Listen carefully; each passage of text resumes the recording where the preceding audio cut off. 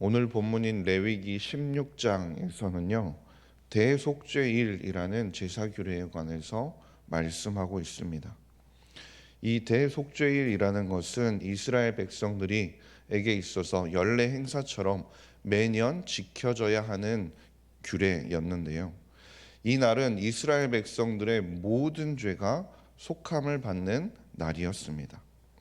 그 모든 죄에 포함되는 것은 한 해 동안 이스라엘 백성들 가운데 그들이 모르고 지었던 죄, 혹은 자신들이 죄인지도 깨닫지 못하고 지었던 그 죄까지도 모든 죄를 사함을 받는 매우 중요한 날이었습니다.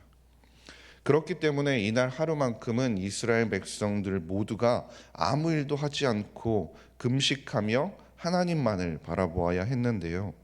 레위기 16장 31절에 이는 너희에게 안식일 중에 안식일인즉 너희는 스스로 괴롭게 할지니 영원히 지킬 규례라라고 말씀하고 있습니다. 여기서 스스로 괴롭게 한다라는 것은 단순히 그냥 금식만 하면서 하나님을 바라본다는 것이 아니라, 금식뿐만이 아니라 굵은 베옷을 입고 참회하는 기도를 하나님 앞에 올려드리면서 자신들의 죄를 기억하고, 혹여 자신들이 기억하지 못하는 죄까지도 하나님께서 용서해 주시기를 바라는 규례 절기였다라는 것이죠. 그리고 이 일에 있어서는 이스라엘 민족 가운데 단 한 사람도, 그 가운데 거하는 사람이라면 단 한 사람도 예외 없이 지켜져야 하는 것이었는데요. 그래서 레위기 16장 29절 하반절을 보면 본토인이든지 너희 중에 거류하는 거류민이든지 그리하라라고 말씀하셨습니다. 즉 이스라엘 선민이든 선민이 아니든 이방인이든 그 안에서 함께 거하는 사람들이라면, 이스라엘 선민으로서 이스라엘 공동체로서 거하는 사람들이라면 누구에게나 하나님께서는 그 기회를 허락하신 것이었습니다. 그리고 만일 이 대속죄일에 참여하지 않게 되면 하나님의 공동체에 들어오지 못하게 되고 반드시 멸절이 되었다라는 것이죠. 이처럼 하나님께서는 대속죄일이라는 규례를 통해서 이스라엘 백성들 뿐만이 아니라 그곳에 함께 거하는 다른 이방 사람들에게도 하나님께서는 기회를 허락하신 것이었는데요.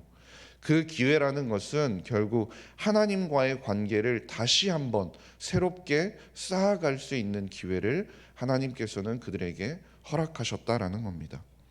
그래서 레위기 16장 34절 말씀을 보면 이스라엘 자손의 모든 죄를 위하여 1년에 한 번 속죄할 것이라고 말씀하고 있는 것이죠. 그렇기 때문에 이날 이 대속죄일은 하나님께서 어떤 죄는 속해주고 어떤 죄는 속죄해주지 않는, 선택적으로 그것을 속함을 받는 날이 아니라 하나님께서는 문자 그대로 이스라엘 백성의 모든 죄를 용서해 주셨다라는 것이죠. 그들이 1년 동안 지었던 모든 죄가를 하나님 앞에 속죄함을 받고 그들이 다시 한번 새롭게 하나님 앞에 재정비하며 출발할 수 있는 그 기회를 하나님께서는 허락하셨다라는 것이죠. 이를 통해서 우리는 하나님께서 이스라엘 백성들을 얼마나 사랑하셨고 그 안에 하나님의 긍휼하심이 느껴지는지를 단적으로 보게 되는 것입니다. 그런데 이처럼 대속죄일, 이스라엘 백성들에게 있어서 어쩌면 자신들이 하나님 앞에 죄를 짓고 살아왔던 그 삶을 돌아보고 다시 한번 리셋할 수 있는 그 기회를 얻기 위해서 마지막으로 그들이 중요하게 거쳐야 할 단계에 관해서 오늘 16장을 보면 말씀하는데요. 그것은 2마리의 염소를 제물로 선택하는 작업이었습니다. 레위기 16장 7절에서 10절 말씀에 나오는데요. 우리 레위기 16장 7절에서 10절 말씀을 한 절씩 교독하시겠습니다. 또 그 두 염소를 가지고 회막문 여호와 앞에 두고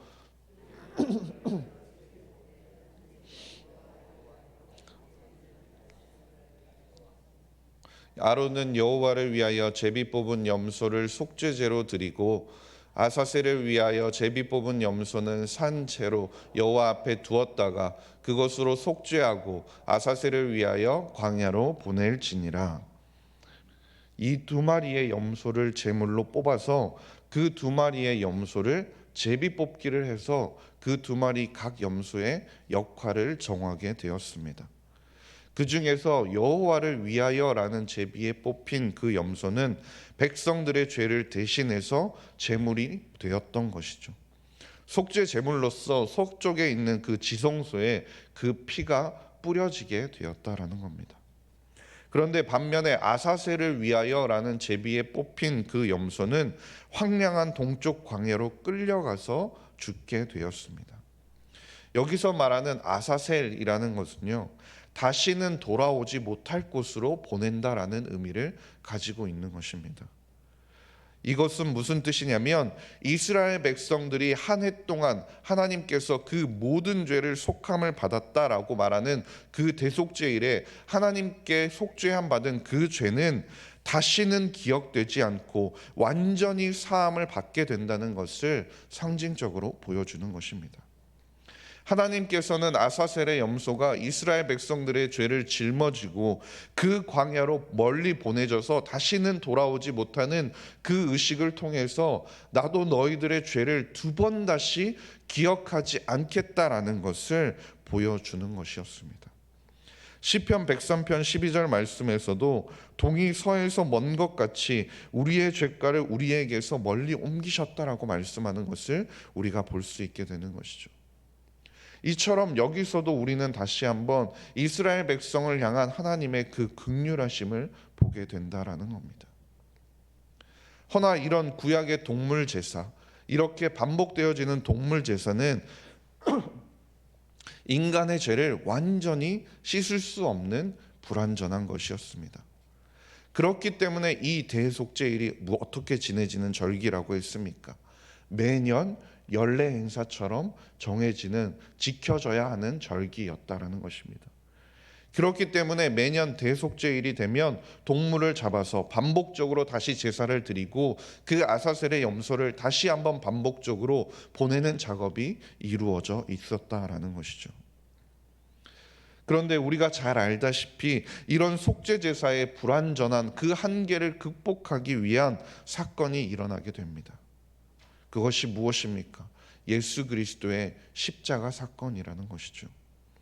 히브리서 10장 10절에 이 뜻을 따라 예수 그리스도의 몸을 단번에 들이심으로 말미암아 우리가 거룩함을 얻었노라라고 말씀하고 있습니다. 예수 그리스도께서는 흠이 없는 자신을 속죄 제물로 삼아 하나님께 단번에 드리셨습니다. 그렇기 때문에 우리는 더 이상 구약 이스라엘 백성들처럼 반복적으로 동물의 희생 제사를 드릴 필요가 없게 되었다라는 것이죠. 예수 그리스도만 힘입어서 우리가 하나님 앞에 나아가면 우리의 죄가 얼마든지 씻김 받을 수 있게 되었다라는 겁니다. 구약의 대속죄일에 백성들의 죄를 대신해서 짊어지고 죽임을 당했던 그 짐승처럼 예수 그리스도께서는 우리의 죄를 대신 짊어지고 십자가에 달려 죽어주셨다라는 것이죠. 그렇기 때문에 요한도 예수님을 바라보면서 세상 죄를 지고 가는 하나님의 어린 양이라고 고백하는 것을 우리가 볼 수 있지 않습니까?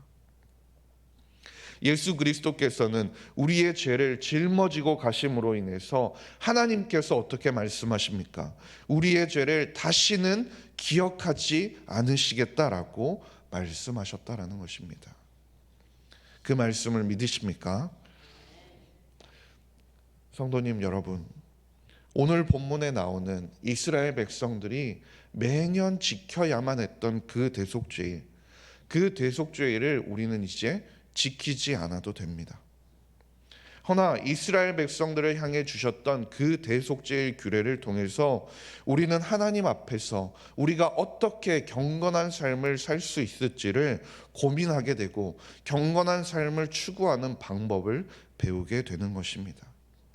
그것이 무엇이냐면 이 땅을 살아가는 우리에게도 대속죄일과 마찬가지로 영적 정결의 과정이 반드시 필요하다라는 것이죠. 우리는 그리스도 안에서 이미 새롭게 거듭났습니다.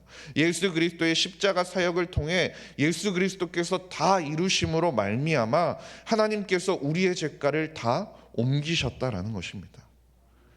이제 우리가 해야 할 일은 무엇입니까?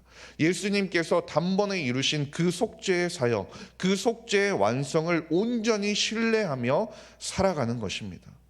그리고 그 신뢰함으로 우리의 죄가를 기억하지 않으시겠다는 그 하나님을 온전히 바라보며 그 위에서 우리는 내적인 정결함을 추구하며 살아가야 한다라는 것이죠. 단순히 그것을 통해 이제 우리는 완전히 죄에서 벗어났다라고 교만하여 살아가는 것이 아니라, 우리는 그럼에도 불구하고 우리의 삶 속에서 우리 가운데 쌓여갈 수 있는 영적인 부정함을 돌아보고 그 회개를 통해 끊임없이 우리가 하나님을 닮아가며 거룩함을 추구하는 영적인 여정을 우리는 지속해야 한다라는 것입니다. 그렇기 때문에 간절히 바라기는, 이를 위해서 세상이 아무리 소란스럽고 분주하고 우리의 마음을 빼앗는다고 하더라도 그 가운데서 우리가 때때로 주님 앞에 나와서 그 모든 것을 멈추고 주님만을 온전히 바라볼 수 있기를 간절히 소망합니다. 그 시간을 통해서 우리의 내면을 우리가 다시 한 번 더 바라보고 예수 그리스도께서 거룩하게 하여 주시고 정결케 하여 주신 그 마음을 유지하기 위해 하나님과의 관계를 매일매일 회복하며 그 안에서 영적인 교제를 누릴 수 있는 그 시간을 누리는 모든 성도님들이 될 수 있기를 주님의 이름으로 간절히 소망합니다. 기도하겠습니다. 하나님 아버지, 감사합니다. 오늘도 우리를 예배의 자리로 불러주시니 감사드립니다. 세상을 살아가는 분주함으로 인해 하나님과의 관계에 소홀해지지 않을 수 있도록 우리의 눈을 붙잡아 주시옵소서. 죄를 정결케 하며 우리의 마음을 주님 앞에 내려놓고 회개함으로 하나님께 온전히 집중하고 하나님과 교제하는 시간을 소중히 여기며 살아가는 모든 성도님들이 되게 하여 주시옵소서. 감사드리며 모든 말씀 우리 구주 예수 그리스도의 이름으로 기도드렸습니다. 아멘.